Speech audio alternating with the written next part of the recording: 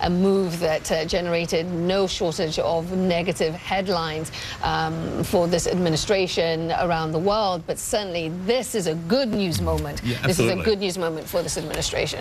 If Ivan Watson is with us, Ivan, just as we continue to watch Marine One there as the blades stop and we wait for the President, the First Lady, the security advisor to leave the chopper and wait for this arrival, what condition are these three men in? What do we know about their health at this point?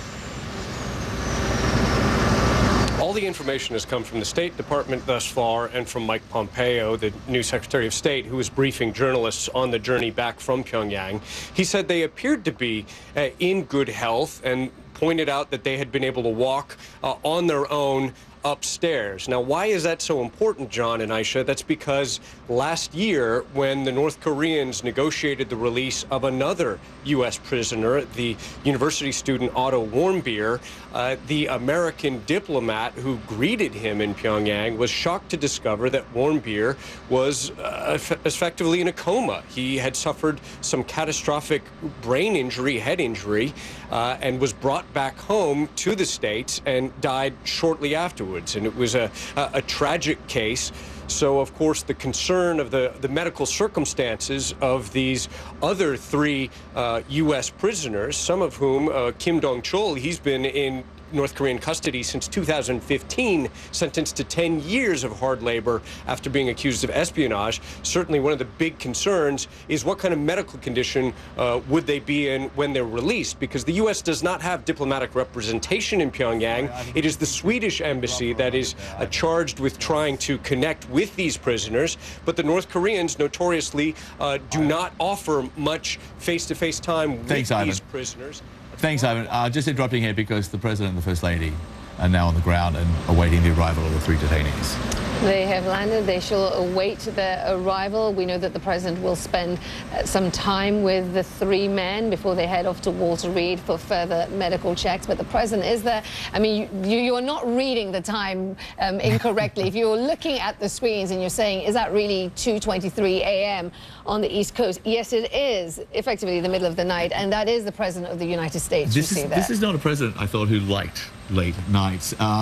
So this is a very late night for Donald Trump. To that point, let's go to the White House, because our own Boris Sanchez is there waiting for us. And Boris, you know, we joke, but I mean, it is, you know, almost 2:30 in the morning. The President has made the personal decision to go to Joint Base Andrews to greet these three Americans. Give us a little bit of insight into the thinking on the part of the White House and the President's move to make this journey.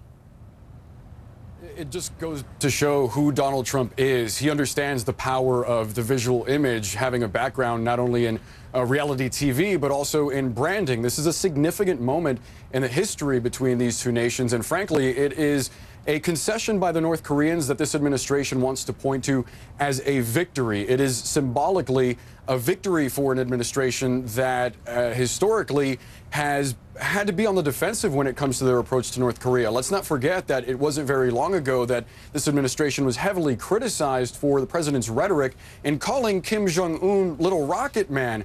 We've come a long way since then. The administration has argued that that sort of rhetoric, that sort of tough posture is what has led North Korea to the table. Now, some would argue that this is playing directly into Kim Jong-un's hands, that the North Koreans for a long time have wanted to sit across from the American president as a sign of how elevated their country has become on the world stage. Despite that, we understand that this summit is moving forward. Two sources familiar with the matter telling CNN that officials have been told to prepare for a summit in Singapore in the near future. Today, the president said that he would formally make the announcement within 3 days.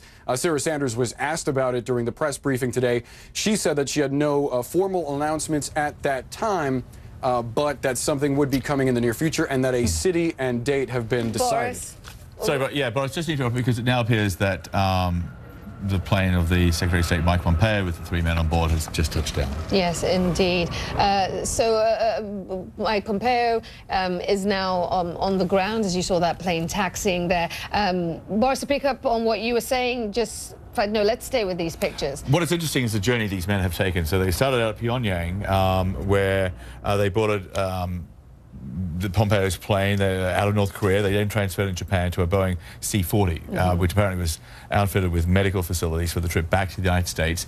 There was a refueling stop earlier in Alaska, and then, what, a 6-hour, 30-minute flight, something like that, yes. To Joint Base Andrews, and there we have it right now. And on this flight, we're being told that they were these three men were sequestered away, and they were with a psychiatrist for the trip as well. Yeah, I mean, they're sat in the middle of the plane and curtained off, is our understanding, because they have been through a great deal. There's no doubt about that. But the ordeal is at an end, and they will shortly be reunited with their loved ones. Jeff Zeleny, to you, obviously, it's 2:26 in the morning. The president is there. He knows that this is a feel-good moment. And there's some reporting out there that maybe Donald Trump believes that this success in the foreign policy field might be enough, to distract attention away from the Robert Mueller investigation into Russia, the criminal investigation of his own personal attorney, the Stormy Daniels affair. What's sort of thinking there in the White House? What have you heard? There's no question that all of these weighty matters here are indeed giving the president something to focus on. And as we were just watching the Secretary of State's plane land, I can see it just going in the distance there. So extraordinary to point out that he is the brand new Secretary of State, Mike Pompeo, just confirmed less than 2 weeks ago, and already he's returning home from his second trip to see Kim Jong-un. That is significant in every respect. The president, of course, pulling out of the Iran nuclear deal this week, so significant. But the headlines here in the United States still have been about the Russia controversy, largely because the president fuels that himself, largely because of all of these developments, of course, with his longtime lawyer and fixer. The Mueller investigation is indeed alive and well, but the White House officials and supporters of the president actually hope he can focus on something substantive, like the release of these three Americans, and indeed this diplomacy here. It is something that could actually lift the president. It is something that could certainly help him here at home, but so significant. It's a split-screen presidency, no question about it. But this here in the early morning hours of Washington is something that is very real and something he clearly wants to be involved in. He knows optics, as we've been saying, and that explains the flag behind me here, and it explains why he is here. John. Jeff Zeleny, we appreciate it again. Just to bring our... Go ahead, Jeff.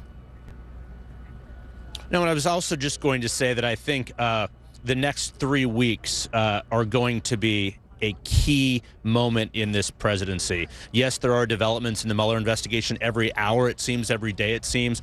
But what happens with the historic summit could shape this president's legacy and presidency. And he has been saying that he, is certainly willing to walk away from a meeting, but he is very keen on having this happen. So some White House officials I speak to hope he's not too eager to make a deal here. So it is something that he has never been involved with, anything like this. It's extraordinary to think that, for all the hot rhetoric that he was engaging in, perhaps that was strategy, perhaps not.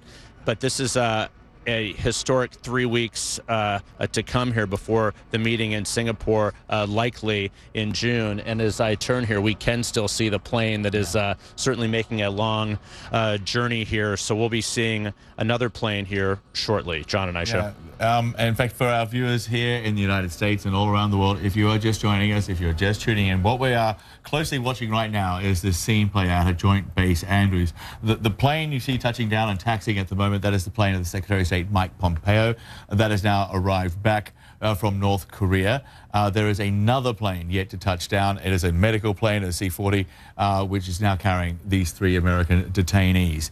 And as you heard from Jeff Zeleny, we're expecting that flight to arrive at any moment. Yeah, Boris Sanchez, to you there at the White House, Jeff Zeleny, making the point that the next 3 weeks is going to be very important for this administration.